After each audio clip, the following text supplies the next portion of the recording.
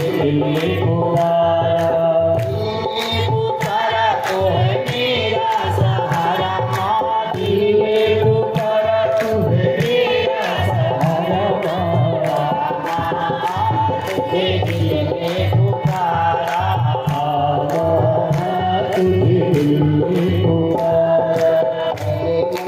तेरी पूजा की है शाम सवेरे मैया, मेरे मन से तेरी पूजा की है शाम सवेरे, मेरे मन से तेरी पूजा की है शाम सवेरे, मेरे मन से तेरी पूजा की है शाम सवेरे।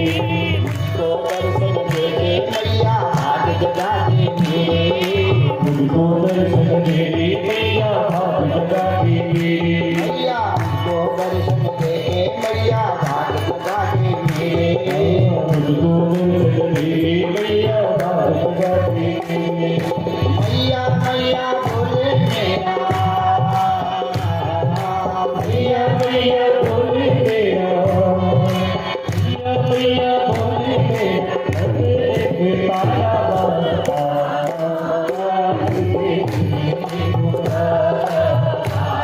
बाबा तुझे दिल ने पुकारा, तुझे दिल ने पुकारा, दिल ने पुकारा तो है मेरा सहारा माँ, दिल ने पुकारा तो है मेरा सहारा माँ, तुझे पुकारा, तुझे दिल ने पुकारा।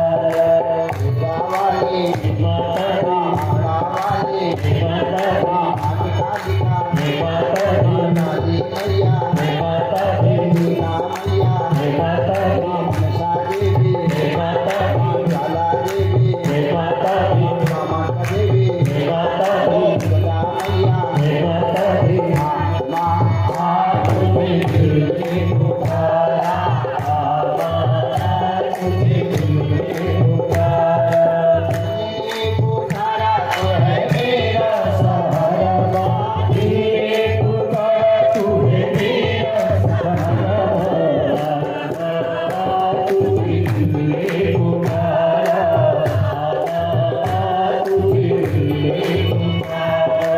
तूने माना है मुझको तू ही मुझे सहारे, तूने ही माना है मुझको तू ही मुझे सहारे, तूने ही माना है मुझको तू ही मुझे सहारे मैया, तूने ही माना है मुझको तू ही मुझे सहारे, तूने ही मेरे जीवन में पल की उजाले मैया, तूने ही मेरे जीवन में पल की उजाले, और मैं तेरे में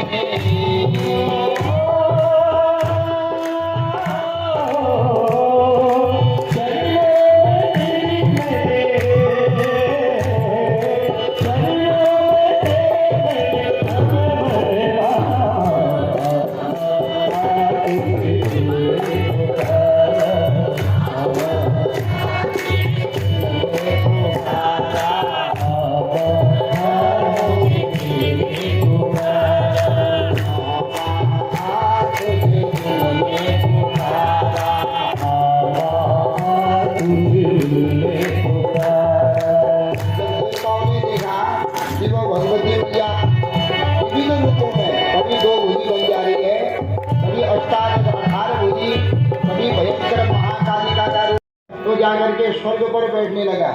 सब देवताओं को इसने, दानवों ने सब स्वर्ग पर कब्जा कर लिया। देवता लोग कभी गिरिगु में, कभी गुफाओं में, कभी जल में जाने लगे। अब इसने क्या कह दिया कि देखो जो भी देवता जहाँ मिला उसको खंड खंड कर देना, उसके टुकड़े टुकड़े कर देना। तो जो भी देवता बेचारे बल से रहित हो गए हैं, न इनका यज्ञ होता है, कहीं न भोजन मिल रहा है, न जल मिल रहा है, और दान तर्पण आदि कहीं होता नहीं, इसने पृथ्वी पर युद्ध करके सभी राजाओं को अपने अधीन कर दिया है। महिषासुर ने पाताल लोक के जितने भी देवते हैं सबको अधीन कर दिया है।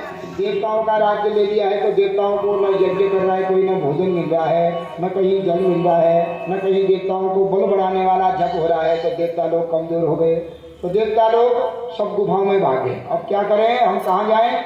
तो ब्रह्मा जी कहते हैं मैंने तो विचार किया था कि सबसे बड़ा मैं ही हूँ, मेरे द्वारा ही सृष्टि उत्पत्ति की जाती है, इसलिए सबसे बड़ा मैं हूँ। लेकिन आज मुझे पता चल गया कि मैं बड़ा नहीं हूँ। मेरे ऊपर क्या है, कोई उत्पत्ति कराने वाली शक्ति है, जिस शक्ति के द्वारा मैंने यह उत्पत्ति की। विष्णु भी कहते हैं कि मैं सोचता था, मैं पालन करता हूँ कि मैं ही बड़ा हूँ, लेकिन आज मुझे पता चल गया कि मैं भी बड़ा नहीं हूँ। शंकर भी यही सोचते हैं, सब देवताओं को गर्व था कि मैं बड़ा हूँ, मैं बड़ा हूँ।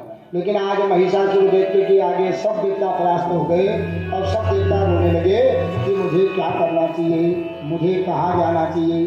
तो सब देवता लोग, जो गुफा होती है गज की खंडेनाथ की गुफा में, तो गुफा में चले गए।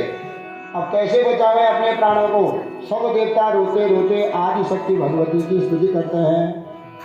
हे माँ, हम समझते थे कि हम ही बड़े हैं, लेकिन आज हमको पता चल गया कि हम कोई बड़े नहीं हैं, आप ही बड़ी हो।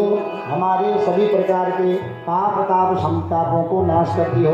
हे माया, आप कहाँ हो? हम तो आपके पुत्र हैं। आज इस महिषासुर दैत्य ने हमको कष्ट दे दिया है, हमारा राज्य ले लिया है। हे माँ, आप ही कहती हो कि जब हमारे आपके पुत्रों को विपत्ति आती है तो माता क्या करती है, सब विपत्तियों का दूर कर देती है। इसलिए हे माता, तुम कहाँ हो? तो रोते रोते देवता बड़ी स्तुति कर रहे हैं। कौन सा स्तुति? भवानी अष्टकम। तो कहते मैया, जब तक हमें बल था, पत्नी कहती है तू मेरा है, पुत्र कहता है तू मेरा है, भाई कहता है तू मेरा है, लेकिन आज हम निर्बल हो गए तो वही पत्नी पुत्र भाई सबने हमको छोड़ दिया है। हे माँ, हम आपकी शरण में हैं। तो रोते रोते देवता लोग स्तुति कर रहे हैं। न तातो न माता न बंधुर न दाता न पितरु न पुत्री न भर्तृ न भर्ता न ठाकुर न माता न बंधुर न दाता न गुरु न पुत्री न भर्तृ न भर्ता न विद्या न प्रीति न नैवा गति त्वं त्वमेका भवानी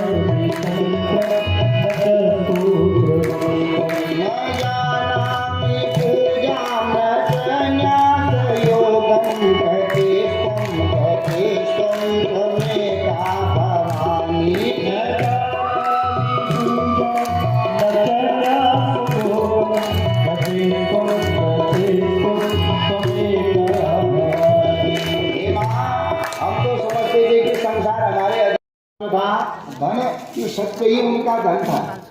सत्य से कभी उन्होंने असत्य नहीं बोले। तो 1 लाख वर्ष की सत्य के द्वारा तप किया, जप किया, सुख भोग करके चले गए। तो त्रेतायुग आ गया तो त्रेतायुग में 1 शून्य घट गया और 7 हाथ घट गए। त्रेतायुग में उम्र हो गई 10,000 वर्ष की और लंबाई हो गई 21 हाथ की। तो इस त्रेतायुग में यज्ञ के द्वारा मनुष्य भगवान को जो है धर्म करता है, भगवान के मार्ग पर चला जाता है। लेकिन जब त्रेता युग भी चला गया, उसके बाद आया द्वापर युग। द्वापर युग में 1 शून्य और घट गया। द्वापर युग में उम्र हो गई 1000 वर्ष की और 7 हाथ घट गए तो 14 हाथ के होने लगे। इस द्वापर युग में भगवान का यज्ञ करने से, ध्यान करने से मनुष्य सत्कर्म करते हैं तो इनके द्वारा मुक्त हो जाते थे। और इसके बाद आ गया कलयुग। ये कलयुग में एक शून्य और घट गया, तो 100 साल की मनुष्य की उम्र है। और इस 100 साल में भी 7 हाथ की उम्र है। लेकिन ज्यों ज्यों कलयुग बढ़ता जाएगा, मंगलम नापि दृश्यते, मनुष्य की उम्र क्षीण होती जाएगी और लंबाई कम होती जाएगी। जब कलयुग की उम्र 4,32,000 वर्ष की कलयुग की उम्र है, इसमें अभी कलयुग ने जन्म ही नहीं लिया है। अभी तो 5,123वां वर्ष चल रहा है अभी कलयुग का, तो अभी तो कलयुग माँ के गर्भ में ही नहीं आया है। और इस कलयुग में क्या है कि मनुष्य का न जप के द्वारा भगवान को प्राप्त कर सकता है, न दान के द्वारा भगवान को प्राप्त कर सकता है, न यज्ञ में शुद्धि सुयज्ञ शुद्ध भी करना चाहे तो कोई ऐसा आदमी आ जाएगा जो वहां पर विघ्न कर देगा। या सब कुछ ठीक होगी, द्रव्य भी ठीक होगा, समय भी ठीक होगा, सामग्री भी ठीक होगी, पर ब्राह्मण जल्दीबाजी कर देगा, गलत कर देगा तो यज्ञ का फल भी नहीं मिलेगा। इसलिए न यज्ञ के द्वारा, न जप के द्वारा, न ध्यान के द्वारा, न सत्यता के द्वारा मनुष्य भगवत को प्राप्त कर सकता है। कलयुग में एक ही साधन है उस भगवान को प्राप्त करने का, तो क्या है? यद फलम नास्ति तपसा न योगेन समाधिना तत्फलम लभते सम्यक कलौ केशव कीर्तना। हरे नाम हरे नाम हरे नाम ही केवलम कलौ नास्तेव नास्तेव नास्तेव गतिरन्यथा। कलयुग में कोई सोचे मैं सत्य बोल करके भवपाल हो जाऊंगा, तो कलयुग में कहीं न कहीं उसको झूठ बोलना ही पड़ेगा, क्योंकि सत्य है ही नहीं कलयुग में। कोई सोचेगा मैं ध्यान करके भगवान को प्राप्त कर लूंगा, ध्यान तो करेगा पर विघ्न ऐसा आ जाएगा कि ध्यान लगेगा ही नहीं। ध्यान होगा आंख बंद करके तो कोई जोर से बोल देगा, और कोई न कोई ऐसा आ जाएगा, ठीक भगवान का ध्यान हो रहा है तो कोई न कोई विघ्न डालने वाला आ जाएगा, तो ध्यान के द्वारा भगवत की प्राप्ति नहीं होगी। कोई सोचे मैं खूब यज्ञ करूं, यज्ञ के द्वारा मोक्ष प्राप्त कर लूं, तो यज्ञ में द्रव्य की शुद्धि नहीं होगी, समय की शुद्धि नहीं होगी, मन की शुद्धि नहीं होगी, मंत्रों की शुद्धि नहीं होगी, तो यज्ञ के द्वारा भी उसकी मुक्ति नहीं होगी है। तो कलयुग में क्या करे? केवल वो भगवान का नाम का आधार ले ले, काम करते रहे, भगवान का नाम जपते रहे, तो इस भगवान का नाम जाप करने से मात्र से ही मनुष्य क्या होता है? भगवत के प्राप्त को स्थान को प्राप्त कर लेता है। तुलसीदास जी कहते हैं कलियुग केवल नाम